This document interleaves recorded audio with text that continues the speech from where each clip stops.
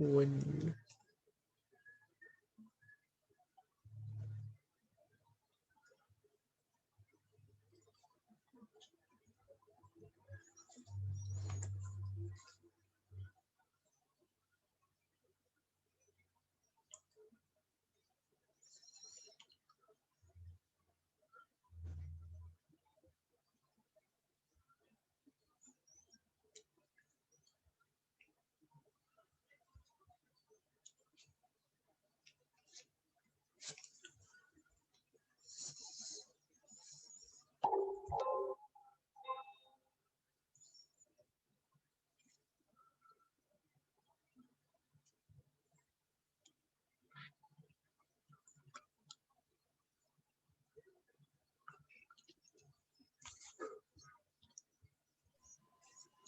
Hi, Uncle Michael, how are you doing? Hey, buddy, you okay? I'm doing fine, thanks. How are you? I'm okay. Tired, but I'm okay. Doing my walking. Oh yeah. How's your walking been? Hey, How's your good. walking going? Yeah, doing nearly 4 months, 4.5 months now. It's good. Oh, wow. Mate, see my finger. Look, Mum said, yeah, you. Oh, lovely. I mounted a plastic plate all over my Yeah, hand. mum told me about Ah, it. I know. Very, Look, very smart on your end. Oh, lovely. taking ages to heal. Yeah, With I've, plastic, it sticks to you.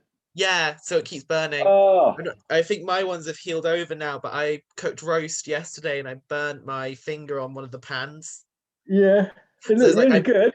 it was really nice. Thank you. I really enjoyed doing it. It was like I burnt my finger, so I just because I'm like mum, I don't like anyone in the kitchen helping me whilst I'm cooking. This is like Yeah. So what I did was I just walked over to the sink, poured myself a cup of water, and just went put my fingers in it, You being know like, what? The thing that really, because these are killing me. They blister them is wrap it immediately in cling film yeah, because of because when you put it in water, no air can get to the burn because it's in yeah, water. That's what it does now. So if you ever burn yourself, you wrap it in cling film quite firm so the air can't get to it, and it makes all the difference, mate. So if ever you burn yourself again, you wrap it in cling film. It won't. It won't. It really did work. I was like, wow, this is amazing because normally they sting. So yeah, as good well, little like with finger because your fingers move so much as well. Anytime you move yeah. them, it must like jiggle them. Yeah. Like I had one How's burn, I grabbed a how's pan. how's university? It's going really well, thanks. Yeah, I'm Is it working. all opened up a lot more now for you? Well, it did, and then we got hit by a cyber attack. So then all of the university stuff, internet wise, doesn't work now. It's like like even our washing machines don't work. See, years ago, you wouldn't have that problem if No. you know think about it, right? The auto so normally if you have a cyber, they say the old-fashioned cars, if ever have an EMP strike, all cars wouldn't work, Yeah, right? but the old Because of ones the would. electronics. But the old-fashioned cars with the points in the carburetor would. So there's some new tech that think if it Yeah. all goes down, It was like with our doors as well. Now, like the doors take a really long time to open as yeah, well. yeah, 'Cause they're key cards, and it like affected yeah, them too. yeah, yeah. Just like You I glad to got, be back? yeah, I got these done too. Hey, yeah, look at that. Very good. Mum knows as well. Oh, I showed her, like, I oh, was like, I need to show her. yeah, she won't. It's just if you come home with loads of tattoos on. Yeah, yeah, Well, they will. any They will more? expand. Yeah, they will expand. Yeah, How's the course going? All right. good. Actually, I do need to ask you more questions if that's all Yeah, right. of They're course. more, they're more like just family questions in general rather than just like cooking related. Because asked Mum the same questions as well. Okay. So we're gonna splice together your answers and to see how you go pair up. Okay. Yeah, I better be brutally honest then. but the more brutal, the better. Oh, do you know, I'm bloody freezing today. I'm just look. I'm look at me. All right, look at my blanket. I'm like an old man. I don't know. I think it's where I've lost about 2.5 stone. Yeah, I can see it in your Oh, face. yeah. Yeah. Yeah, and I just feel the cold today. I put the heating on. Hmm. Jill goes mad if I put the heating on when the sun's out. Put a jumper on. But still, How's your kitchen going, by the way? No, good. I've got. Do you know what? It was. It's not. Oh, I got your mum's table, Yeah, which it's looks amazing, and it's having all your tools, Owen, that you have to. You go in this job and then you have to do your plan, right? Because once you start ripping it all about. So I managed. So I didn't have a floor sander, proper heavy duty floor sander. So I went and got a load of tools at the weekend. I got this old boy, he'd retired, and I thought, yeah, everything I needed. A nail gun, uh, big floor sander. So now I'm just going to. We're just finishing because I emptied all my garden when they bought the table, and I've just got the charity shop just to come and pick a load of boxes of old stock I had of Kevin's and other people's stuff to take away. It's about 19 boxes, quite big ones. That give me the whole centre of my garage back. Oh Because you've got wow. to be able to work from somewhere, Owen, you know. Yeah. I've got to take out the big Welsh dresser, sand it, paint it. I've got to sand the floors, sand the walls, sand the sides. There's loads of dust. So I'd rather do the dresser in the garage, do the painting in the garage, then paint the floor. You've got to paint the floor first, really. Yeah. Then I can You come can in and do all the separate rest. it then as But well. yeah, so I've got all my bits, and yeah, I can't wait now because I can see how it's going to look. It'll look great. Yeah. I'll show you. I'll show you before, and I'll do some stage pictures. Do you like him because you like the internet? Why don't you do like a YouTube video for it? Yeah.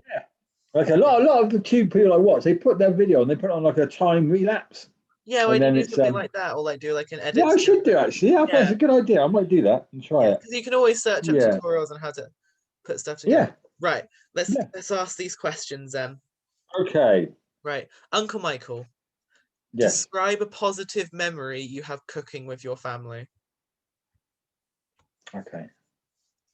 Well, cooking with my sister, not too far. You'll remember this. During a wedding, and that was really great because I've not cooked. I've not cooked for years. I mean, I've done a few things with. There's two memories. That one with Susan and you. It was just nice to go there when she was doing that lovely wedding, and it was a great day. I really enjoyed it. I enjoyed being with my family. I enjoyed, yeah, it was lovely. And I look back on it. I got the photos, and I think, oh, that was great. And also, there was a time when I did with Kevin. We used to cook for Pegasus Theatre, which was an art theatre, which is still there today. And we went there as young kids, and we did loads of art projects there and acting and all sorts. And we cooked them a Christmas dinner on a cranky old, you know, when you don't have the tools to do something, but you make the best of it. So we had a cranky old oven. We borrowed the trays and we cooked a meal for 30 people on this little galley kitchen, and that was really good. So yeah, but my most recent one would be the one with your mum. What was that one again? Just That was elaborate. a few years ago when we was at the new school, and the town hall. She was doing excuse me, she was doing I think it was for was it a wedding or some army brigade people, and I think it might have been a wedding actually. I mean, you were No, there because you were serving. it was You were the army. serving, It was for the yeah, army people. and it was really good, and it really went wow, and the food on they loved it. Yeah, I've done two with Susie, and then when we did that amazing buffet, oh my god, that was really good too. Yeah, what So was your on the mum there was we were doing it. It was like a buffet, and we did everything. Oh my gosh, I got the photograph still, and that was probably the best one I've done quality of cooking because she cooked everything, and it looked like a banquet for a king. I thought, wow. And then we did the second one, which was the army, the wedding. So yeah, those two. what was on that buffet? Oh my God. Well, you know, your mum's for baking. She did everything, every cake you can imagine. We had sticky toffee pudding, we had scones, we had lemon cake, we had the lemon drizzle cake, we had I mean, I have to look back and look at the menu, and it was like, wow. I remember she was cooking all day, and I went to help her for like 3 days. And we did salads and potato salads and coleslaws and meats, loads of cakes. I mean, every cake you can think of, ginger cake and fairy cakes, and she had all them cakes then. You know what your mum's like? She's got about 50 of them, and it looked amazing. It really was a superb buffet. Yeah, so that one. Uncle Michael, what is something, could you describe something you miss about large family gatherings? Oh God, just just being together. You know, you don't realise until, and more so now with lockdown and say not having Kev around. Um, you know, the Christmas dinners at your mum's. I love going to your mum's. I love being around. I just do because you've got a nice setting. You've got a lovely garden. It's kind of like, I know it's a cliche. People say, "Oh, I like the Waltons," and it's all family orientated, but it's kind of everything really. Your family and your friends. I mean, all the rest of the stuff. You know, the labeled clothes and the material. They don't mean anything. It's family, and friends. Yeah, and I wish we could do more, especially with this lockdown as well. I sent your mum a little text today saying I need to go and see her. I went to see her at the weekend when she was doing her car boot thing on the houses, and so I went to see her. That was because I hadn't seen her, you know. So I saw your dad and him there, and that was lovely. And I've just texted her now because I want to go and see her. I miss her. So I said, I miss you. Boo hoo. So we'll see. I bet she just. But no, I miss my big outings with my sister and you guys, and even your friends. And we used to have Mikey over and stuff like that. More the merrier, you know. And then your big garden dues as well, you know. Yeah. Yeah, especially like with the barbecue we have. Yeah, they're just great. And I mean, your kids and your little nephews and nieces running around. It don't get better than that. You'll come around to realising that, Owen. Trust me. Once you've done your 20 years of living, you'll come on. Oh, I remember Uncle Michael. He's right. I didn't think about that when I was your age either, but I do now when I'm 60. So you've got a lot of living to do yet, Owen. I'm trying. Uncle Michael, what's your favourite holiday cooking tradition and why? Holiday cooking tradition. Well, I wouldn't say I don't know if it's cooking involved, but whenever I used to go with Jill, we used to go to Cornwall a lot, back in down with when the kids were really young. And and even when I used to go out with your mum actually, and we got did some days that we'd always have to have a cream tea. Right. And so we'd make sometimes, and there was once when we had to make some scones because we couldn't get any scones anyway. We went to the co-op, whatever it was, got some clotted cream, made some scones, and always doing a really good English breakfast. Just go out and go to your local and buy and put in a lovely English breakfast. Did we ever take you to the tea room in Kirtlington? You might have done. The one by the canal. The one by the canal. Yes, I've been there. Yeah. I've been a couple of times there. Yes. Really nice. We should take Callie and Ronnie there at some point. Yeah, I'm going. Yeah. I know Ronnie really likes the canal. Yeah, they love it. I took him to the seaside yesterday. Oh yeah. Oh God. Bit far for you, Uncle Michael.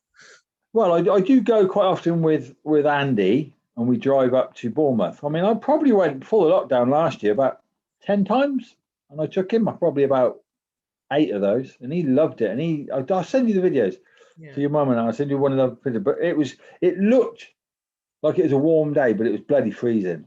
It was cold because you don't realise that wind coming across that sea, and it was like, wow, this is cold.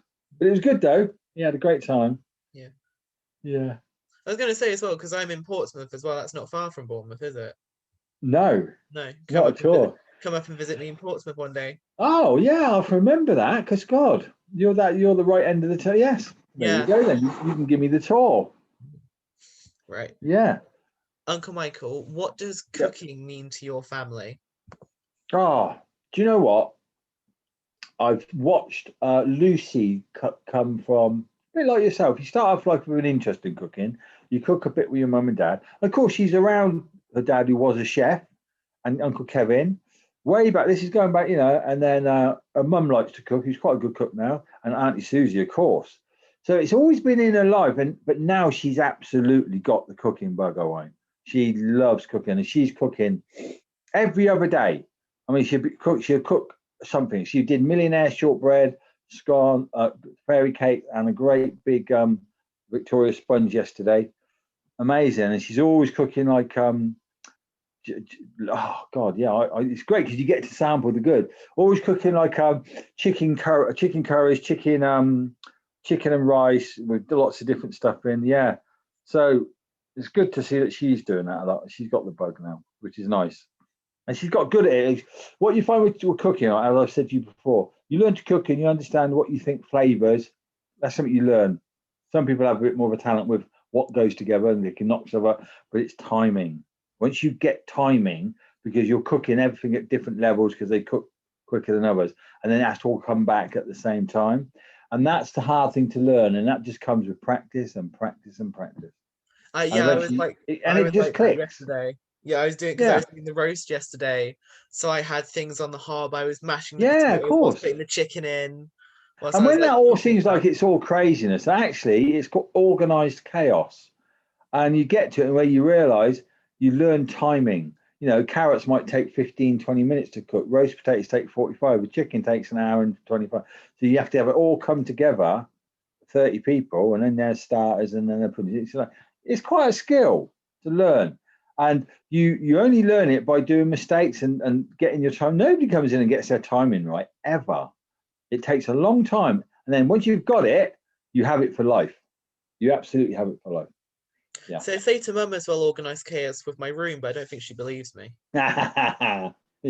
Okay. Nice try, Owen. Are Nice there try. Uncle, are there any recipes in your family that are there any recipes in your family that you share a particular story with? Oh yeah. Jill's mum's. Oh, and I know good food when I see it, and I watch a lot of cooking programs, a lot with Andy and all my friends. Jill's mum's sticky toffee pudding. I can and it's not because it's family. I've tasted them, and I went to up by what's that famous? We got Kendall mint cake and sticky toffee pudding, world famous. They sell it all over the world by millions of pounds a year probably. I thought, oh, I'll try some of that sticky toffee pudding, and I thought, and I was disappointed. I was like, one, it didn't have walnuts in it. Two, and the cake was very cakey. Just little things, and it made me realise how good family recipes can be, because that recipe Jill's Viennese Whirls. Oh my god, I still can't find a recipe that's better for lightness and crumbliness. Your mum's that triple chocolate with the oil cake, amazing. Yeah, and I really would like to start collecting them, because you have to grab them when you get a recipe that's really good. You grab it and stick it in a book, because they're worth their weight in gold. It's like you Very much with so. your lasagna as well. I don't like Yeah, lasagna at all, but I love no. yours. Yeah, grab the recipes. I imagine you're going to be cooking for the rest of your life. Grab your recipes and keep them safe because they're priceless. Rest of my life and the rest of my friends. Yeah, yeah. Can you tell me about a time you cooked for a large group of people with your siblings? Uh, Gosh, well, those last two I said. Um, what else? Was it why didn't you go into a bit of detail about that as well? Why didn't like what was like the preparing it like? What did you prepare Well, setting it up? the one with Kevin when we did the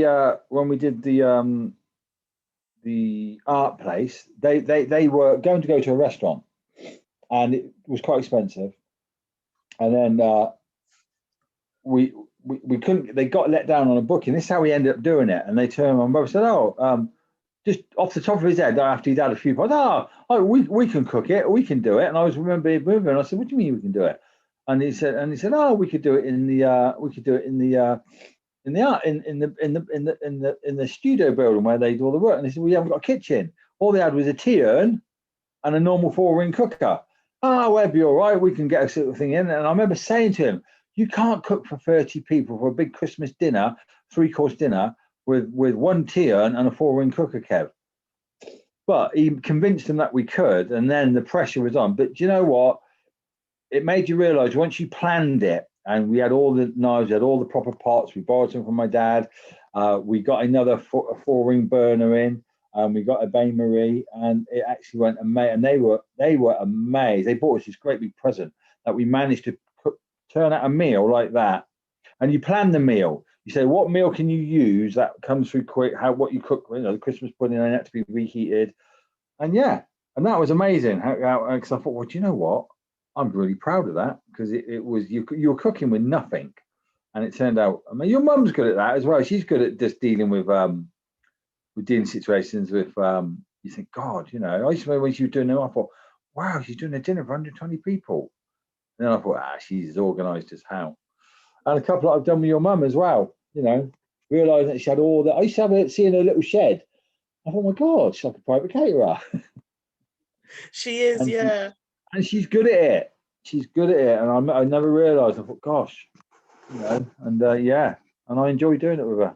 Because she's terrible because she loves to do it, but she won't sit down during it, any of it. No, She will stand from beginning to end. oh, I know. I know, no, I remember seeing that. So I thought, just sit down, Sue. Yeah, that's your mum, though, isn't it? You won't change your mind. No. But yeah, Stubborn. those were the two really. I suppose my memories with those. Yeah, I've done loads in the past with hotels and stuff, but not with but family. That was them, I suppose. Can you tell me about a cooking related memory from your childhood? Oh, okay. When I used to go to boarding school, which me and Kevin and I went, it was called Salesian School in Blaisdon Hall, Gloucester, and it was run by the Salesian monks and priests. And I often now that they say, "What are some of your fondest times as a child?" And going to that school was, oh, I'm so lucky to have got the funding to go from Oxford City Council, which they would have to pay because you're in care. So we got taken out of care homes and sent to there, and it was like going to Eton. It was just a beautiful setting. Uh, the priests were. I still have fond memories down. I count my blessings that I went because I often think back now. There's a web page on Facebook, and they're all on there. And we used to go canoeing, and you join the canoeing club. You can join all the clubs, and we go canoeing. They'd have a whole big van, and we go for a weekend. And I always remember Brother Charles is his name. Lovely, lovely man. He was the PT teacher, and he used to do all the canoeing and caving, and he used to cook for us on these little gas stoves. And we used to have things like beef stroganoff. It was weird because they were like a pre-made meal. And then he would do things like eggy bread, and he'd make this cocoa coffee. It was well, milky coffee, I suppose you'd call it, like a latte, what you call now. And it's all boiled milk, and then they put the coffee in it. That's a milky coffee, right? Not like a flat white. And we always remember, I still remember him stirring it, be outside the tent, he'd make eggy bread, and he'd have this food. Yeah. And that's always stuck with me. And I just fond memories. Yeah. Simple food, but it's weird how you remember that. Yeah. So that'd be that one, I suppose. I can't remember that far back. Oh no, I was quite young. Yeah. You weren't born. No, exactly. So I can't remember that far back. You were just a twinkle in your mum's eye. When Yeah. you can all reunite and cook again, what's will that do for your relationship as a family? Oh, look, make no mistake, right? Cooking for me, if somebody said to me, "How do you want to build a relationship with family or friends or lovers or boyfriends, whatever?" Right, is cooking. It is such a personal thing. It's a. Do you know if somebody comes and make somebody does you a present? Say you want to say something, do something kind for somebody. You want to do them a present, or they've been nice to you, and you want to do something nice for them. When you cook for somebody, it's a real personal thing. It's a lovely thing to do. Like Shumi sent us a load of stuff down in the post the other day. She'd made all these, and it is such a lovely thing to do for them. It's a real nice personal thing to do because you're putting your love, blood, sweat, and tears in. And yeah, so I think cooking for somebody and learning to cook, can cook with family, cook with friends. I mean, I cook with little Callie all the time, and he loves it. Just like your mum always cooked you, and it's a wonderful skill to have. It's one, especially nowadays, you can just be self-sufficient and can save you a fortune. People love it when somebody can cook, and it's a really sociable thing. Believe it or not, people cook there, yeah. And back in the back in the 80s, a lot of people used to do a thing what they would call dinner parties. You know, probably used to put on dinner parties, and they're kind of coming back. I mean, all this ready steady cook programs now, and all this yeah. So yeah, and it's a lovely thing to be able to cook for family and friends. Yeah. It's like, yeah, because I'm teaching my roommate Ollie because he doesn't Oh, necessarily know how to cook that much. So I'm like there teaching him you like little go. And things. it's yeah, and their skill they'll have forever and ever, you know. But it's a real sociable thing to do as well. It's a real fun thing to do, you know. It's people don't realise, but it is. What's better than being with good friends, learning to cook, and eating stuff that's lovely? Yeah, because I'd feel completely lost if I didn't know how to cook. Because it's like Right. I go into the Yeah. kitchen, it's like I can see stuff in the cupboard, grab it and improvise something. Well, try and I did imagine, make right? Put yourself in your friends' way. Imagine if you couldn't cook, right? How it shuts so many doors to you because one financially, right? It's nowadays you can spend a fortune on food when you know what food costs, and you think, well, I can cook that for 80% less and probably cook it better with more flavor. And yeah, I mean, it's a skill that's not taught to me. It's called used to call it home economics, didn't they? But not being able to cook, I tell you what, if you're a young person these days with the price of everything now, being able to cook is a real worthwhile thing to have. And it's a passion you can have for the rest of your life. It's great being able to cook. It just is. I'll get you to really send me your lasagna recipe because now I can't I stop will do. I can't stop No, I thinking will. about it. I'm like, I do don't like. you ever do that, Owen? When you talk about food, I do it with your mum all the time, and she'll find a new recipe or she'll cook something. Oh, try this, and then you start talking. I salivate. I'm like, oh, No, I've got yeah, that. I'm hungry again. And then I think I've got to have that right now. I see somebody have some on a YouTube, and I thought, oh, I've got to eat that right now. I want to go do it right now. It's great. Or it's like you can't watch the Cooking Network if you're Yeah. hungry. Or it's like you can't watch if you're hungry or if you've just had dinner because then you'll get hungry again. Oh yeah, yeah. I love watching good cooking programs, and YouTube's great. I mean, Yeah, God, it's so much so stuff. many. Yeah, you Uncle can Michael. learn.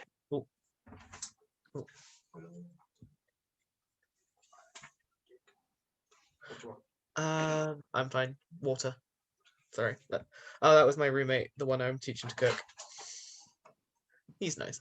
Is it ever annoying to cook with a sibling or a family member? Oh God, yeah. Listen, me and Lucy, right? Do you know when like I teach her to cook? I always try and teach her, but there comes a point when the student thinks they know more than the teacher, and she's very strong-willed, like your mum. She's very strong-willed. I never realised that, and I get in the kitchen now, and I'll try and show her something. Might be how to slice an onion properly, the right way, so it doesn't burn your eyes. How to, how to do stuff that's quicker, faster. But she's so strong-minded. She says, "Yeah, I know how to do it." It's like you going to a maths teacher and they're teaching you how to do fractions, and you grab the pen and say, "Yeah, I know how to do it," right? But before they've even taught you, I'll talk to you in a minute. Yeah, me and Lucy in the kitchen will be love and hate. Depends what you get on the day. And some days I say, I'm leaving the kitchen. You'll just too know it all. Carry on. Come to me when you need my help when something goes wrong. And then I'll walk out. And then other days it's wonderful. Oh yeah, love hate all the way. Is she still as picky as she was, or is she a bit better? Oh no, her and her mum super picky. I mean, now that they won't let me cook stuff until they've inspected it before it gets cooked. That's how OCD it's getting. Like if I say I'm going to make you a lovely homemade chicken and sweet corn pie with a fresh gravy and a flaky crust pastry, right? So homemade mustard mash. And they go, "Yeah, Dad, just do that." And I'd serve that. No, they'd have to go and say, "Can you tell me when you've cut the chicken up so I can look at it? Can you tell me when you've done the pastry so I can look at it?" Yeah. So no, they're OCD. And the pair of them together are even worse, I want. They're as bad as each other. Yeah. Lucy used to like cut bits of chicken off, didn't she? She still does. She'll buy 6 breasts.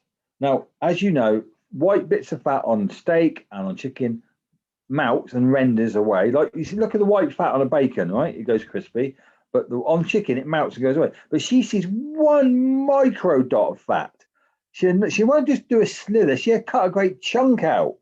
So you'll have 6 chicken breasts, and probably a 40% or a third are cut off to the side. And you go, "Oh, that's for the dogs." I said, "No, it's not. You can cook that for me and I'll make a pie." And they do it all the time. I can't change them. So I say to them, when you cook that fat will melt away and go away. But no, in their head. So yeah, that'll take a few years to get that through, I think. You should do what Mum did to Thomas when she made Hazlitt. Because because he didn't know what it was, so she made him try some first, and then because it's got heart in it. It's the perfect test because we all do it, and you might think we eat with our eyes. We look at something and go, "Oh, that looks nice." If you put a blindfold on, like you said, and they said, "Give you this Hazlitt, give you corned beef hash, give you liver and onions," and you go, "Oh, God, that tastes really nice." And then somebody puts the image of what it is in your head. The true test is to taste something blindfolded. God, I haven't had liver and onions in ages. Oh, I did it last week, Owen. I've got another pack in the fridge. Do you know what? It's weird, right? Because you do liver and onions and little bits of bacon as well, and mashed potato and spring greens. And I did some, and it's weird because I sat here right here, I don't know. I put it on, I thought, "Oh, this looks delicious." And I was looking on my Facebook feed, and my mate Andy Bradbury, he's a mate of Andy's I've known for years, turned around and said, there was an advert come up saying liver and onions. And my mate said, "Oh my God, I haven't had that in years. So I took a picture. Yeah, that's weird. Look what I've just cooked. And he saw it and said, oh, I had to have it the next day. So his missus says, thanks, Mick Barlow. My house now stinks of liver. And he's been eating liver and onions all week, him and the dog. Oh, it's lovely food. Liver and onions. And it's cheap. Really cheap meal. Right. Move on to the next question now. Why is it important for families to stay connected? Oh, because I don't know if you realise what you can take it for granted, I think. It's not until I see people that haven't got family and how lonely they get. I remember there was Lorna, who's Jill's Robin Ann's their son. He was married to a girl and she didn't have no family. And we used to go to all family dues, and we would go to yours or they go to theirs, each have these big family. And she was always saying, I love coming here because I love being around this wonderful family atmosphere. And she says, I wish I had it. And you don't realize it. And until you haven't got it, imagine you're like where you are now and you don't have your family, Owain. It's hard to put yourself in that position, but yeah, there go for the grace of God. Families are so important. They are. Or if you get families where they're just one sibling, you know, you might have big families, but if you've got big extended families are, I think it's starting to shrink. It used to be like every Irish person had 5 kids, 6 kids. I come from 6 children family, but people are now coming down and down and down. People are moving out further and further away, not living next to each other. So yeah, it's really important. Really important. It's the lifeblood of the family, I think, and I think you learn and grow better if you've got aunts and uncles and family and brothers and sisters, and you know, to always pull you in line and to pat you on your back and give you a hug when you need one. Really important. More people annoy too. Oh, absolutely, that too. You know, it's like I was talking to Mum about it when you went to IKEA. That was so shopping funny. with your mum. I've never, do you know, and because she'd absolutely checkmate me because she threw these things behind, and I thought I can't get them. I would have got them. I would have climbed the story. I couldn't get them. I couldn't get my hand down there. They were perfect, and I was looking at. She was laughing. I mean, I've never seen your mum laugh. Because what was it was? So why did she throw it again? Because I remember it was a vase. Here, right? And I told myself I want to buy some flowers, and I always kill flowers. I'm not a gardener. And I looked at the artificial ones, and I said, oh no, they look rubbish. They look really bright. I said, no, but some look real. And they had these daisies, and they're just white flat petals with a little yellow. Oh, I like them. And she said, oh, they're goppy. You're not buying them. I said, but I like them. I really like them, Sue. So I grabbed them and threw them in the tray. And then she took them out and put them back. And I ran back and got them and hid them. And then when we got to the wash stand, just at the cash, I went, ha ha, and put them down. I thought, well, she can't stop me now because I'm watching. And she grabbed them and ran over to this radiator and threw them behind the radiator, which is this big industrial radiator, which is a big metal fence in front of it with a guard. And they slid down the back of it. And I couldn't get past the gate. And she was laughing. And I was at the cash bar and I couldn't go all the way back to get them just because she didn't like them. You know, I said, but it's my personal choice, my personal opinion. No, they're goppy and you ain't having them.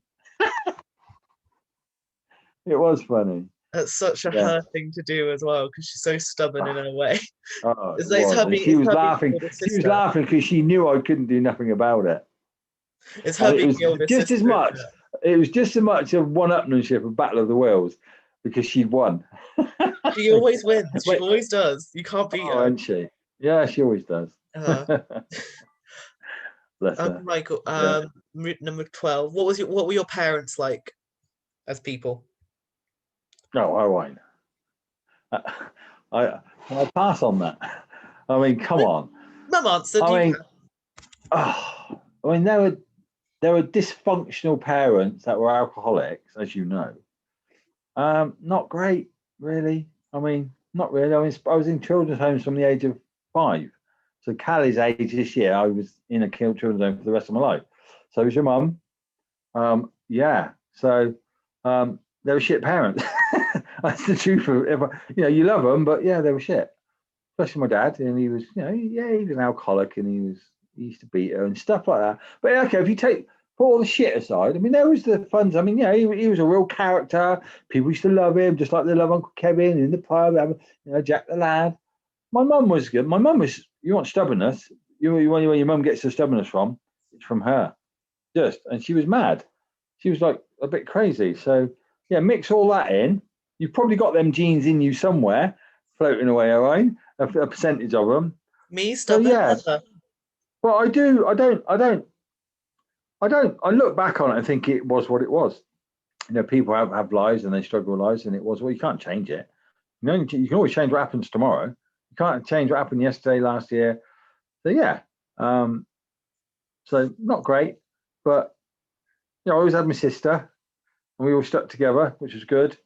So yeah, Yeah, moving on. because mum's the older one, older sister, isn't she? So it's like Yeah. Oh yeah.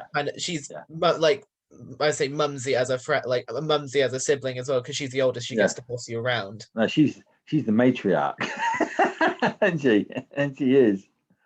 Yeah, bless her. But there you go. So that's my answer to that. Yeah. Could you tell us about how cooking has influenced your relationship with the community? Oh, I look at Susan and think, wow, she's great. She cooks for the community proper, don't she? She does. I've been to she. I mean, I don't do nothing like that. I should do really. And if ever I mean, I always cook for them. And I've always had Lucy's friends coming from school, and all their friends all come, and you'd cook for them, and they always loved it. They always, and the reason why I say that is because Lucy, when you're brought up with good food, say like your mum's cooking and like lasagnas and whatever your mum's cooked, you get to know good cooking, right? So when you get bad cooking, you know it. Right, and my girls would come home sometimes and say, "Oh, Dad, I'm going to go and have a sleepover at so and so's house. Is that okay?" Yeah, okay. And they come back and say, "I say, what did you have for tea then?" "No, we had bolognese, Dad." And they go, "It was nothing like your bolognese. Why did it taste like that?" And it would be just like a tin of meat, a tin of tomatoes, no, nothing.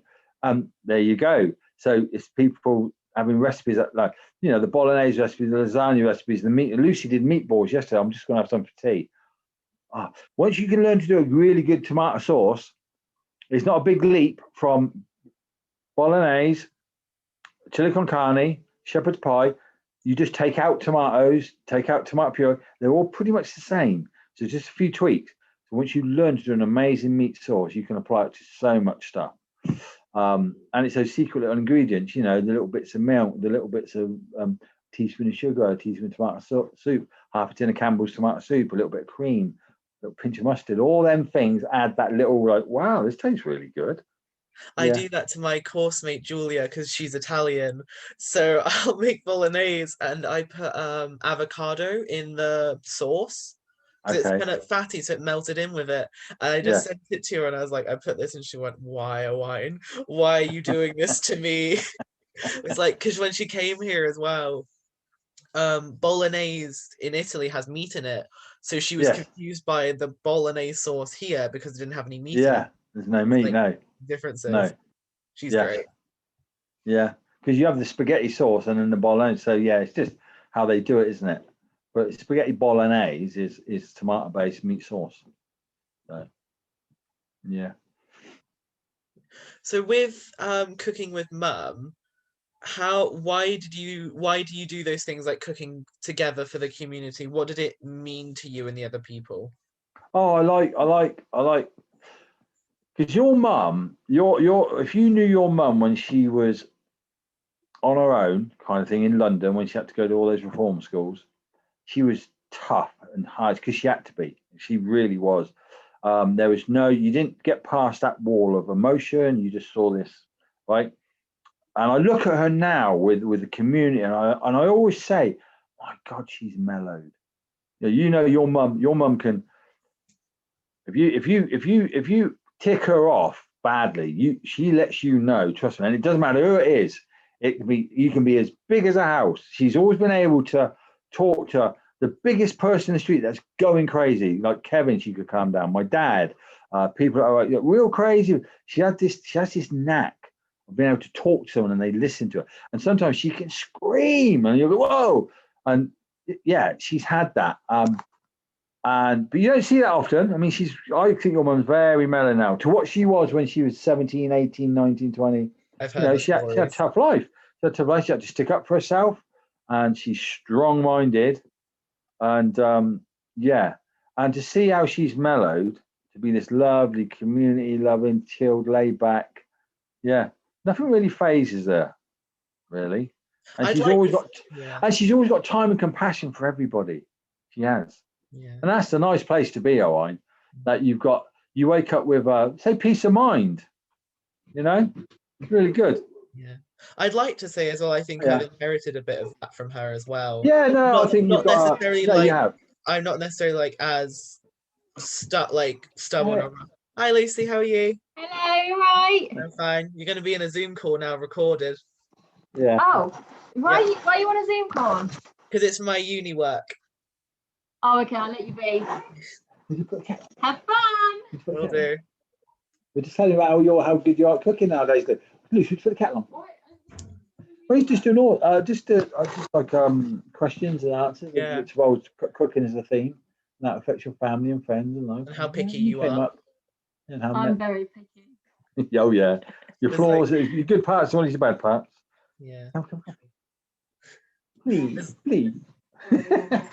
It's like I'd like to think as well I've inherited some of that from mum because I'm Oh not no, I'm not obviously like as no, you're like, no. I always say to you, I'm you've inherited, more of a chilled person. you've inherited a real calmness. I mean, I used to say, where does that come from? He said, he's such a laid-back child, which you are. You are laid back. You are your nature, and it's a nice quality to have on. You don't want to be this crazy, raging, like high. What do you call it? High, hard work people. Think, God, you're hard work. You know, you get people like that, and it's just highly strung. Look at your sister, highly strung, right? I mean, 1,000 miles an hour. You two could not be more different, right? You couldn't. But that's your nature. And do you know the hardest thing to change a person is their nature. You say, tomorrow I'm going to be this, but no, you are what you are. And yeah, you do have that. And I say, well, that's not the Susan Barlow I know of 20 years ago. It's the Susan Barlow of now. And it's a nice quality to have, Owen, because your nature kind of stays with you for the rest of your life. And it's nice to be a calm, I think, rather than raging. You know. It's like what you said as well. I don't think nothing really phases me anymore. Yeah, That and makes if you me, can that be makes like me that, sound like then I've like lived through some stuff. Like it's like it yeah. never really has. Well, It's you like when I did like you exams. might be I one of was them smiling. people that they say you're old before your time. You've lived many lives before or something. God, I'm Because yeah, 80. people like that. Yeah. And you get other people that are just completely and utter like, God, you act like a 14-year-old and you're 50. So yeah, It's you chill. know, No. it's a nice quality to have. I think. I went to the seafront with my roommates that I'm moving in with next year. And my roommate India, she was like, yeah, you are very chilled. Like I don't it's like they can't like none of them have seen me angry. No, Wait for if that. you They don't get seemed angry, I don't think scared. I've They ever seen seemed to be you. like scared when one of them walked into my room and then was like, because my door was open and I was watching a show and he knew the line to the show. So he walked in and said it behind me. Oh my, I nearly hit him over the head with something. But I got him back because I was about to knock on his door and he opened it and he went, oh. So I'm a nice and compassionate roommate. Good. It's nice to have a good group of friends. I bet you'll love it when you move in. I think to your house. Yeah. It's just It's another like we did level that of route. It was amazing. yeah. Let me get the questions up. They've gone down again. Tell you one thing though, I'm not enjoying having these internet issues with the uni. Oh no, really. Nightmare. You don't realize how much it changes everything when you do have problems. Yeah, it's like that's what I mean. We can't use like washing machines now because like I the know. washing I mean, that's machines are bizarre, connected to isn't the it? internet. Yeah, Yeah. they're not like coin machines. No. No. Okay. So, what would you cook for, let's say, Auntie Jilly to show her that you love her? Okay. I would cook her.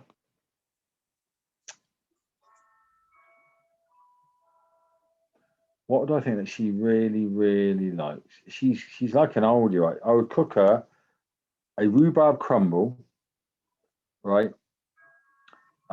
With homemade custard. She just loves the old rhubarb rice pudding, right? I would do her. I'd probably do her two sweets because she is a real sweet person, and I would do her strawberry pavlova. She loves strawberry pavlova. So those would be the puddings. I would probably cook her. Do you know she loves? She's so easy to please, Iron. She absolutely loves fish fingers. or fish cakes. So I'd probably do a homemade fish cakes. Yeah, she loves fish cakes in parsley sauce. Loves it with mashed potato and peas. It's very simple. It's really simply. She doesn't do spicy food. And a starter she would probably have, I would say, probably soup. She likes homemade soup with rustic bread, a good country soup. Yeah. So yeah, meat and two veg girl really. But that's what I would cook for her. That's Right, what and she then loves. the opposite to that one then. What would you cook for somebody you hate? And how would that differ from cooking from a loved one? I would cook tripe and onions. I would have either escargot and see. I'm doing this because I think I would find it horrible, and I'm hoping that maybe because there are a lot of people that do like it, but majority maybe not. I would do escargot, snails, and oysters, raw oysters. Oh, God, imagine it. You put that on the. I wouldn't get past that. And I would do tripe and onions with liver, because a lot of people hate liver. They freak out at liver. I'm amazed that people just nearly vomit. Say, oh my God, people don't eat offal liver, kidneys anymore. So, and then pudding. What would I do? Tapioca pudding, maybe. Oh, With really? Rice the pudding. frog spawning. No, but no, tapioca. It's different. Have you ever I'm had never a boba? fan of it. Have you ever had boba, Uncle Michael? No, boba.